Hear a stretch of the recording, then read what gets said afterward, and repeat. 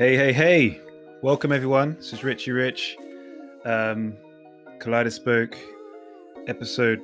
Well, this is a bonus episode. I can't even put a number on it. There's no numbers. Happy New Year again. This is part 2 of our 4-part bonus episode for 2021. So welcome. If you haven't listened to the previous ones, feel free to check that out. In this part, we'll dive into how to make money in 2021. Okay. Follow us on our socials. We got Twitter going on. We have Instagram going on. So find us there and speak to us. You know, we're here. How you doing, bro? Bro, I'm good. New year, new me. Who this? It's me. Again. Me. With you. Dot. Yeah, man.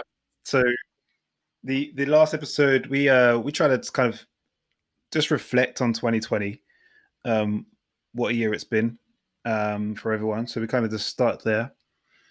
And in this episode, we're looking forward now. We're saying 2021. What can we do? How can we make 2021 a better year? You know, it's kind of a ripe time to reflect. Everyone's got New Year resolutions, etc., and wants to live their best life better than before. So we thought, what a better way than to give you some hot tips and tricks and ideas to how to make money. You know, people are selling these courses on YouTube daily. Like $10,000. Take my course. You'll make $100,000 this year. All you have to do is give me $700, like right now. No refunds. Yeah. I'll tell you all the tricks. You could be a millionaire in a year. But no, we're not selling pipe dreams here. We're just two guys that, you know, have some thoughts about business, and these would be things that literally I would actually do. So we like business ourselves. We've started a few different ventures, small ventures, and you know, this is fun to us. So I don't know if you want to start. I've got some ideas. Let's hear some of your ideas. All right. So this year, I actually started a painting and decorating company business. Right. So and it was in the midst of the whole lockdown. Like it was about May, June. And I've never done paint and decorating before in my life. I've been in the office, kind of doing my thing with the keyboard, you know. So I decided to pick up a paintbrush and a roller myself. But the big idea was, it's a sweaty startup. You know, you're doing the jobs that people don't want to do, essentially. You know, so whether or not that's cleaning, being a handyman, assembling IKEA furniture, painting and decorating, you know, whatever it is, you know, there's demand out there for it. And I've seen it. There's a lot of demand out there. So a services business like that, where perhaps if you're quite savvy with social media and that kind of stuff, you could essentially be, you could build a brand and dominate your local area, and you can get rewarded very well for that. And there are various outlets that you can try to acquire customers from. That was the hard thing of starting up, because a lot of these service businesses are word of mouth type driven businesses. So you need to kind of get customers, and then they spread the word, and you share business cards, etc. But if you are kind of savvy with online marketing to some extent, you could be ahead of 50% or 70% of the tradesmen that are out there. So you don't have to do the trade necessarily, but if you know how to get the customers, then you find the people to do the trade. It's a lovely middle ground and a lovely place to be. So that would be my first thing out there that anyone can do. As I say, cleaning, doesn't take a degree certificate to do that. And it might feel it's blue collar, or I don't want to be cleaning. But think of it like this: you might start from the ground up if you want, um, but the bigger picture is you can hire people to do the work. So, you know, and you invariably you can find many cleaners out there as long as you get the business, you match the business to the people who can do it, and you make your cut. So anyone out there 2021 who wants to go and get challenge themselves, or go and make something of this year, then that's one thing, that's one sort of area. Services business is what I would recommend. Yeah, and I think you kind of alluded to it. Um, this type of work and business is highly scalable, right? Because actually, these services are constantly required. So, you know, as long as you're able to find suppliers, I think the customer will always be there. You have to find it for sure, but the customer will always be there. And yeah, man, I think it's a good one. And you know, Mm. how was your experience throughout the year with it? It was interesting. It was good. I agree. Definitely, there's definitely a challenge on the side of getting good people to do the work and getting good people to partner with to do the work. That was a challenge for me, um, because invariably you'll find, you know, people might turn up late, or they might just not be reliable, or they might not be good. So you definitely have to try to sieve out that, and you expect that you're going to have this people issue. But once you do find good people, then you can fly, and it's scalable. So it's a two-part equation. You got the customers, and you got the people who can do the work. But if you are up for doing it yourself for the first 6 months, I would say do it as a sole trader. Let's go out there, do it, make some business cards, make some flyers. And as you mentioned, it's a needs-based business.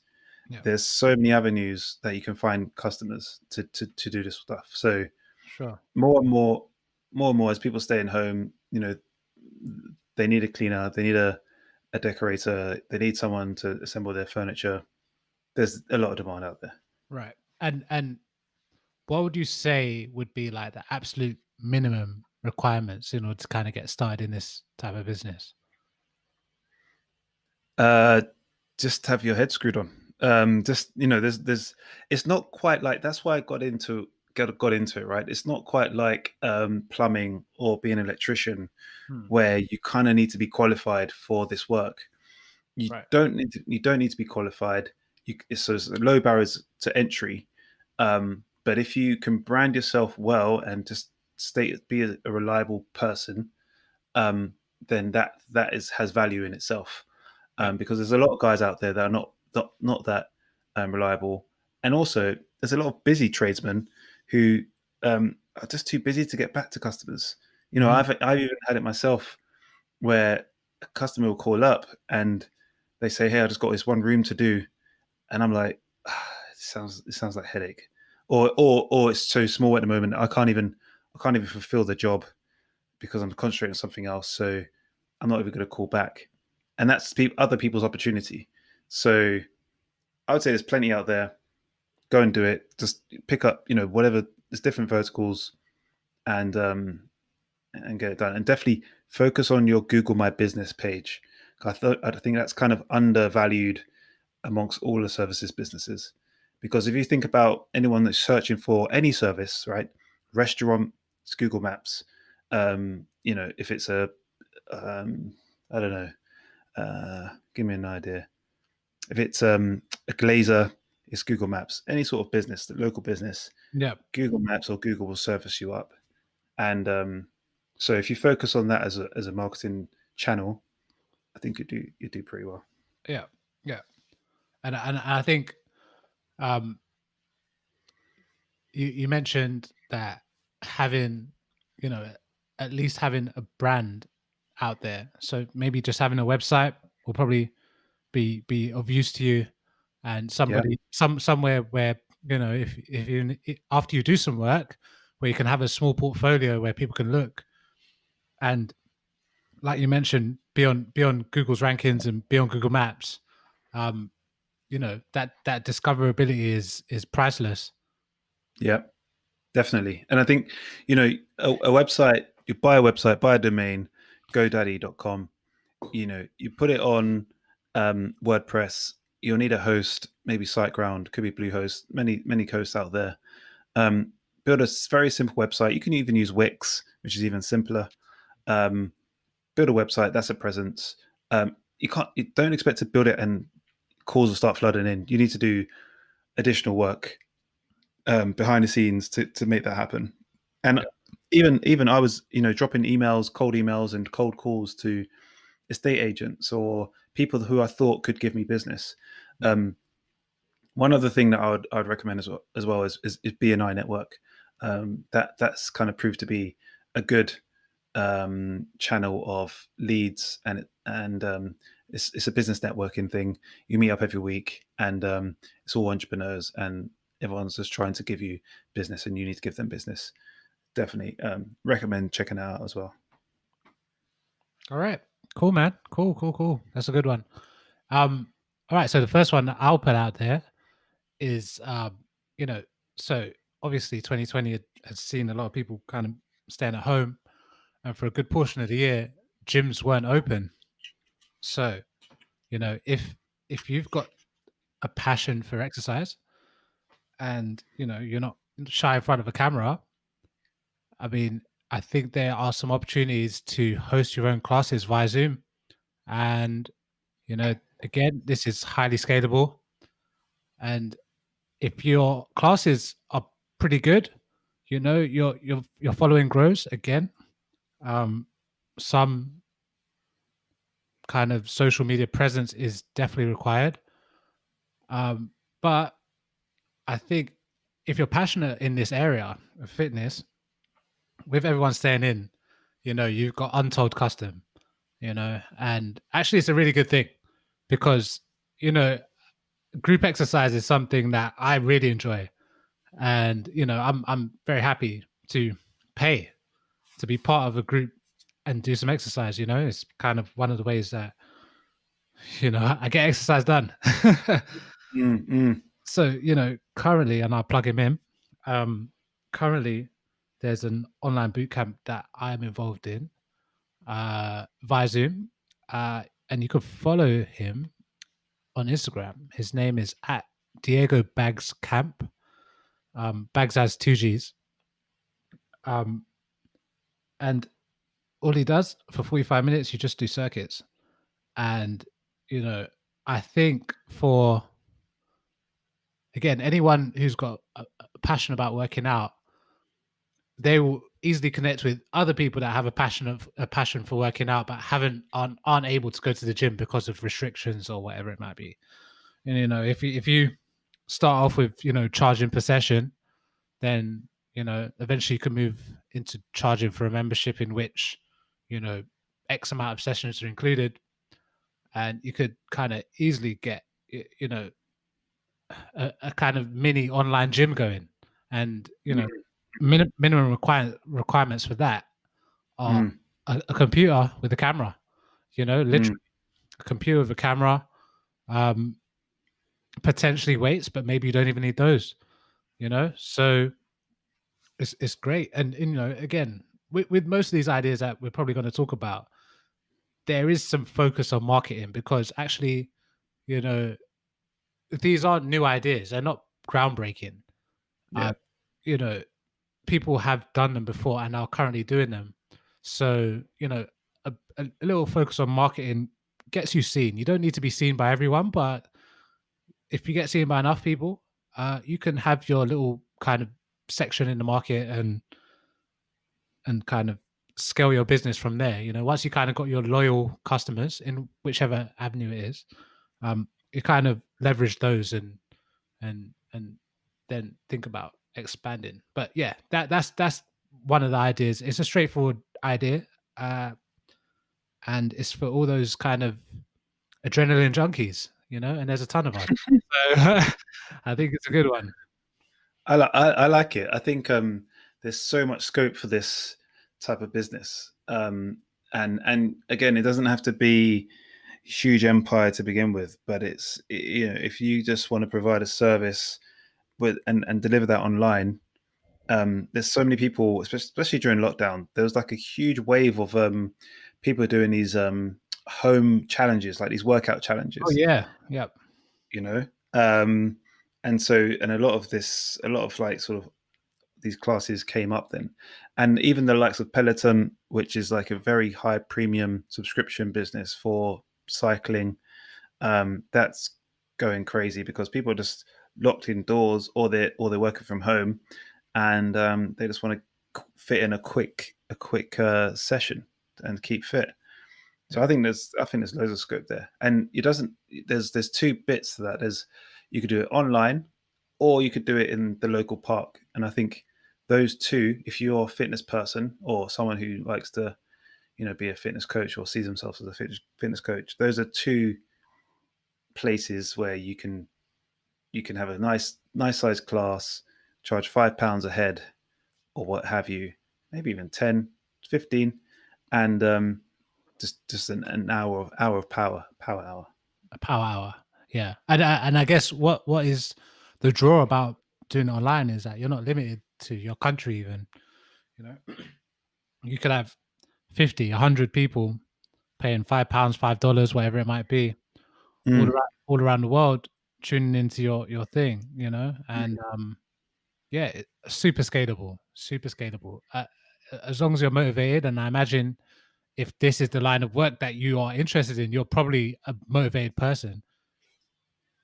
You could probably, you know, add some extra change in the bank account with that. Yeah. And I think with that, just bring every time, just bring it, and bring your energy because that's contagious. And I think Mhm. that's what gets people going. If you're motivating people, your ball of energy will come through the screen, your voice, all of that, and they'll tell their friends because they're like, this guy, he goes hard, and you gotta come into this session because I feel great after. And with a lot of these sessions, the endorphins are flowing so much so that you feel good, and Mhm. so people are willing to spread the word because they're like, yeah, like I just put myself through something that I didn't think I could do. So it's a great line of work, Yeah. great business. Yeah, man. Yeah, man. Cool. Um, Next one on my list, I would say, is kind of played out in that you know everyone, you see this a lot on YouTube, but it's basically setting up an e-commerce business. Now you have the reason why I say it's a lot of people say it's easy. It's not easy, and again, it goes to what you're saying in terms of marketing. You need to have a way to try to acquire customers and bring them to your site. There are many. Uh, we all know there are many websites out there, many sort of options, and it's hard to. You need to cut through the noise. So it's not. I wouldn't say it's as easy as your local type business, or perhaps the previous two that we've said, because you're kind of trying to reach to a wider array of people in a wider net. But there are two kind of ways to kind of look at this, right? You could, if you're good at making things, if that's candles or if it's knitting or something that you do at home, you can get onto the likes of Etsy and start selling, eBay start selling, Amazon start selling. So these are already marketplaces which people are buying from, and you're just listing your products on there. Make sure you have great photos. If you are doing entering an e-commerce business, I think photos sell can be a very critical point to your conversion rate. So if people are going to look at it, make sure they're looking at it in the best light. Um, I think you can't necessarily go out there with a Me Too product, um, because if you are, the branding has to be super on point. So if you're super good at branding and you're confident in the story um, that you're selling and what people are buying into, then by all means. But I think people just need to think outside the box a bit and think what do people want? You know, look at trends. People working from home a lot more. Um, even the whole movement with COVID masks. Mhm. You know that flew, and I think a lot of people had saw an opportunity there, and and managed to sort of jump on the wave. Yeah. So I think 2021 is a good time for that. Not I mean any year really, but I think using leveraging technology is a key thing. And you got two kind of platforms which I think I would concentrate most on, which is Shopify, which is a very easy way to set up an online website, and then you have Amazon and using their sort of fulfilled by Amazon, um, I guess service. So fulfilled by Amazon is like where you can send in a bunch of products um, into the Amazon warehouse and you can get it delivered, and they can deliver it for you and offer prime delivery and they manage everything. So all you have to do is work on your description, bringing people to your product page and selling. I think a lot of people on YouTube do sell this as like the dream. I've tried it before. It's you definitely get sales, but then you have to spend some of that money, quite a bit of that money, on marketing as well. So if you don't really have that much margin, you can eat your margin through marketing. Um, and so I'll just caution everyone who's going into that. You just need to be mindful of the numbers and really understand what you're willing to pay in order to sell. Because if you think about if you make a candle and it's altogether it's £2 to put together or £1, you want to try and sell that for at least £5. I would say even 10, because then that gives you a bit of um, play to spend on marketing, because it might cost you £1 to make, but you want to spend £4 to sell it to market it, and then you make the £5 if you sell it for £10. All right. So So yeah, so assuming that you haven't made any sales yet, how much money do you think is probably worth having in your marketing budget in order to get into this kind of work? As a minimum, as a minimum. yeah, I think that's a good question. It's tricky because if you're dedicating a lot of your time, then you can do the marketing yourself and you don't necessarily need to pay. But with that, you need to have a very strong dedication. You need to have a strong story. You need to enter all the Facebook groups. Plug your stuff everywhere you can. If you're a bit of both and you're trying to set this up on the side, I would say you kind of just want to experiment in different channels. So you want to have a bit of a budget for Amazon, maybe for Facebook, and some other channels, maybe Pinterest, depending on what the product was. And I would give yourself a few £100s at least to play with on each platform to kind of see how it's converting. So do some Facebook ads, play with a few £100s, and see what happens. Right. Um, and goes with all the different platforms, and whichever platform brings the better return or better result, then I would double down on that. Um, but with the likes of Amazon, you can spend majority of the money on Amazon and promote your product on there. Um, but you just need to refine it and tweak it. So it's a bit of a science to it. Mm, Um, and the thing is with Amazon as well, is why I say it's tricky, is because there's just a lot of um, same but different products yeah. out there. Um, so I would say just be careful, but focus more on building a brand, building a story. Um, why do people want to buy from you? What makes it unique? You know, whether it's coffee beans, whether it's like um, a phone holder, whatever it is. Mhm. Focus on quality. Nice, nice, nice. Yeah, Talking about tech, one of the ventures that I embarked on this year was using my drone for commercial purposes. So, you know, as time has gone on, commercial drones, when I mean commercial drones, I mean like drones that, anyone can buy. Um, they've been used more and more in cinema and all different avenues. So, you know, this year I decided to, I have a drone sitting here. I decided to, go off and get my permission from the Civil Aviation Authority, so that I could begin to leverage this drone. And yeah, so what's really cool about this idea is that the drone has like, you can use it in so many different avenues. I mean, you've got building inspections, you've got search and rescue, you've got videography, um, and a lot of this footage that you'll be taking, especially once you get used to what you're looking for, it doesn't take very long, and you can actually, you know, get quite a bit of money for your time. So, if we look at roof inspections, for example, um, the average cost of a roof inspection in the UK is anywhere between 100 to 250 pounds. Obviously, it depends on the type of roof.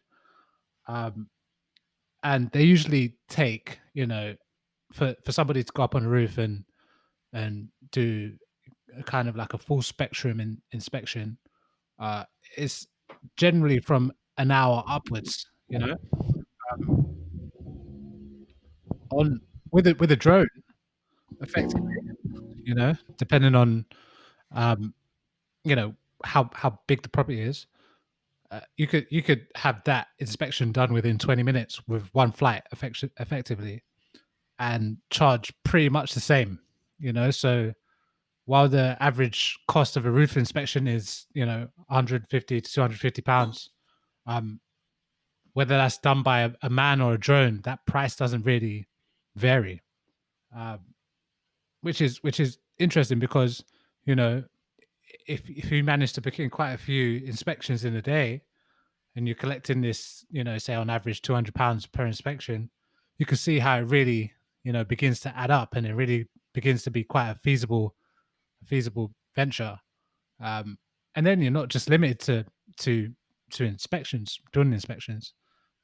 You've got the video footage, so work with estate agents to kind of show off some of their more premier properties. I'm thinking kind of like country house, super detached, huge property. you know, Super detached. super detached. When I mean detached from the whole road. You know, those type of aerial shots, and that they sell the property so well. And again, on average, those kind of videos, aerial shots, they're selling anywhere from £150 to £300 for a 1 to 3 minute video. So you know, your drone is really at work. There are some things that are worth understanding before you decide to fly a drone commercially. You will need permission from the Civil Aviation Authority, in order to use your drone for commercial purposes. Uh, there are a number of providers of these training courses that you could do so that you can have these permissions to fly your drone commercially. Um, the reason you need this is because in order to be insured, they will want to see your license effectively. So without this permission from the Civil Aviation Authority, you wouldn't be able to be insured, which will of course make it problematic when you're carrying out work. Um, so these courses, I'll just run through some more numbers with you. These courses generally, to kind of get all of the permissions you need, they generally are around anywhere between £500 and £700. You can start with some of the lower permissions. One of the lowest permissions at the moment is for the A2 category, and those courses are about £300. But it will limit you as to where you can fly. But you will be able to fly commercially with that certificate. So those are about £700. Now, the drone I currently got is the Phantom 4 Pro.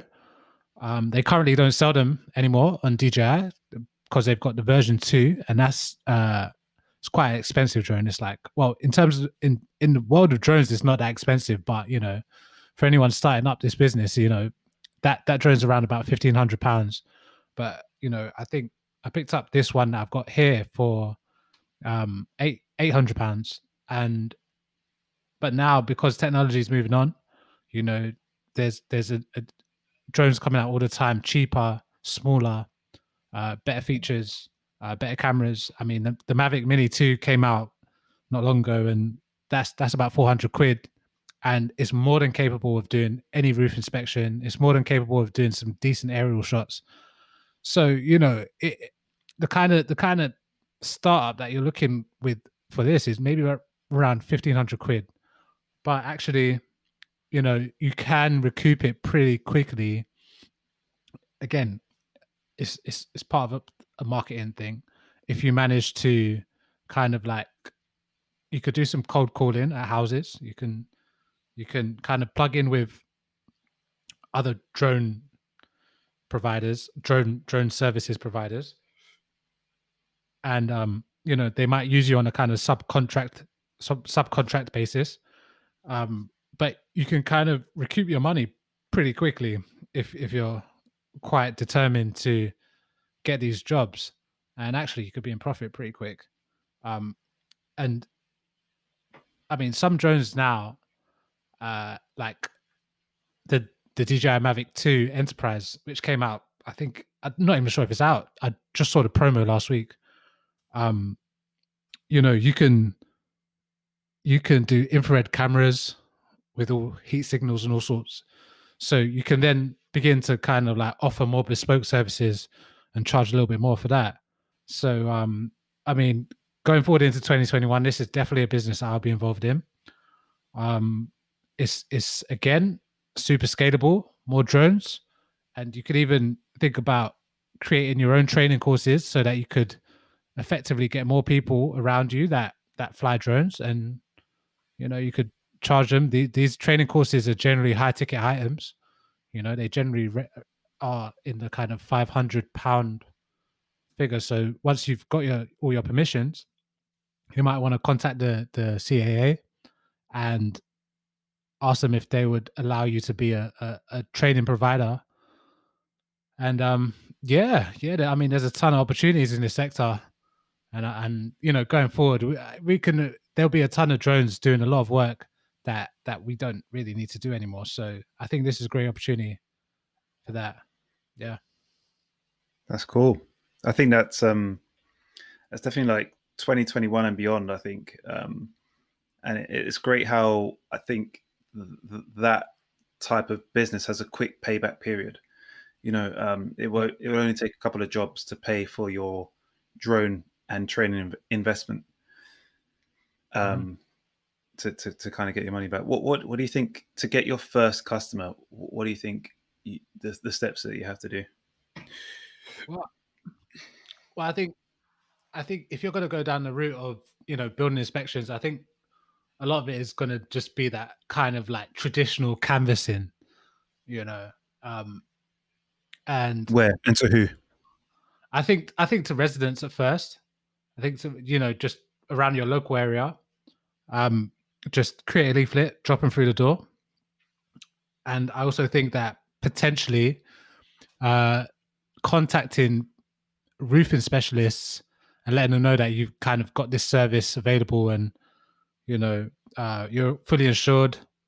If they send you to go and you know look at a roof or a building, that you'll be capable of doing that, and you'll bring the footage back to them so that they can analyze, and hopefully they understand that this is much more efficient and safe than sending one of their men out there to, or women out there, to go and get on the roof and conduct this, and they can actually scale up using you. So I think those are probably the best and quickest routes to money. Okay, Yeah. route to money. Okay, Money, money, money, route to money, money. money. All right. Okay. Cool. Let me squeeze in another. So one other idea that I would do is a coffee shop. Now, I feel like this is like it feels like it's the easiest and most common business to start up, but I've seen I feel like I've seen quite a lot of success from it, because I've seen coffee shops expand to multiple coffee shops in pretty short spaces of time. So there's definitely something there. And I think what I would probably do is find and I guess the reason is like, I think nationally we drink about 95 million cups a day, it's estimated. So, you're starting from a place of pure demand. We are fixed and caffeinated up to the hilt in terms of coffee drinkers. And it's a substance. At the end of the day, we all love coffee. Not say we all, but many of us do. And those that do need to have it in the morning, then they need to have it in the lunchtime, and then perhaps a cheeky one in the afternoon. And so the demand is there for it. Some people make it at home. Some people go out and buy it. But I think with COVID kind of forcing people to work from home, and it doesn't seem like it's going to change to the point where the same amount of people are going to go back into the office. So the new sort of perhaps working, I guess the working dynamics will be 2 days in the office, 3 days at home, or something along those lines. I think there'll be more people at home. Some people don't necessarily want to make coffee all the time every day and have the same Nescafe or whatever it is. And people want to stretch their legs. So where do they go? They go to the local high street, the closest one. Now, um, I think just offering good coffee is great, um, but you don't necessarily have to buy a shop. I feel like if you want to test this idea, what I would do is perhaps get a little, um, like a cart, get a coffee machine, and just serve. Obviously, you have to get a license and all that, but I'll serve from there. I wouldn't necessarily commit myself to a shop to begin with to test the idea. Just low cost startup, test the idea, build the rapport, get people to try out the coffee, and then you can then, if that gets traction, you can then look to start looking at premises nearby. Um, but the beauty of that is it's lower cost.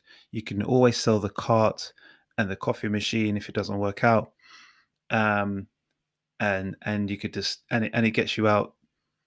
It gets you out of the house, and I imagine it won't take long before you start getting customers. The profit margin in coffees are pretty high. I think it's close to 80%. Um, so yeah, I think it's a good business. But I think there is a way to just angle it so you don't need to have a high um, startup cost, um, but you can to test out the actual market. But you could definitely, I definitely see there's been demand as people work in the sort of more suburban areas. People are moving out of the city um, because they don't need to go to the office every day, and so there'll probably be an underserved market or enough of demand for another coffee shop. Um, so that would be one that I'll probably look into. Yeah, yeah, that sounds like a good one, man. I know that coffee is a big part of my life, and that good coffee, you're willing to pay £5 a cup, and I don't, I don't £5. look, man. I don't think I'm in the minority. I don't think I'm in the minority here. I mean, you know, Yeah, this is something that we all have become accustomed to over the years. Good coffee that we're willing to pay through the bloody nose with, So yeah. And so when you so look at the high street, sometimes you'll have a Costa, Starbucks, and Nero, and they're all pretty much next to each other. yeah, And they keep the lights on. So um, there's a lot of coffee drinkers out there for sure. 100%, 100%. Look, man, I know that we're running short on time. I just wanted to mention one more thing before we head out. And this alludes rather than kind of like business opportunities, it kind of, it's still business opportunities, but it alludes more to like savings and investments. And right, we've talked about Bitcoin and stocks and all sorts on here so far. Um, you know, if you're Bitcoin, sorry, crypto and the stock market, you know, they're highly volatile vehicles. You know, um, so I wouldn't feel comfortable recommending to anybody that, you know, that's a path that they should, you know, go along. But what I will 100% recommend is a lifetime ISA to anybody who's between the ages of 18 and 40.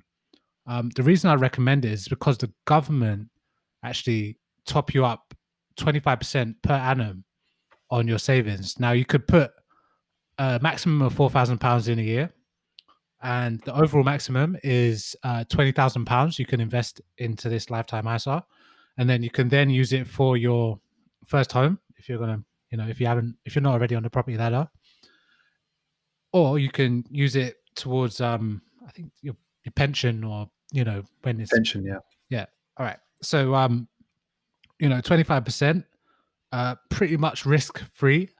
You know, providing that you're providing that the government just doesn't fucking bail out and say this is bullshit. So that 25%, we need it back. We need it Yeah, back. and then back. So yeah, I would highly recommend that as a tool to make money this year. You know, um, there are a few things to note. Uh, if you make withdrawal, you will be penalized. You'll be penalized to a point where you actually lose money. So this isn't something that once you put your money into, you can take it out unless you're going to buy your new home or use it for your pension. So you know, once you start investing in this, it's locked. You know, and yeah, man, I highly recommend that. You know, and again, it's Is not, it, yeah. Sorry. no, I was going to say it's. Did you mention Money Box is the kind So of yeah. this is UK. This is UK specific, by the way. So I was gonna say, yeah, you gotta be a resident in the UK. Um, but yeah, Moneybox have one. I can't remember all of the providers, but if you just put in Lisa, spelled like Lisa, um, in Google, it will come up with a ton of providers. And actually, you could probably go to Money Saving Expert, and it will probably tell you which one is best, because as well as the government um, bonus, they all have their own kind of like annual returns, annual, you know, earning returns. So, you know, some of them are probably like 1%, in the region of 1%, 1.5%, whatever that is. But you're actually in it for the government top up.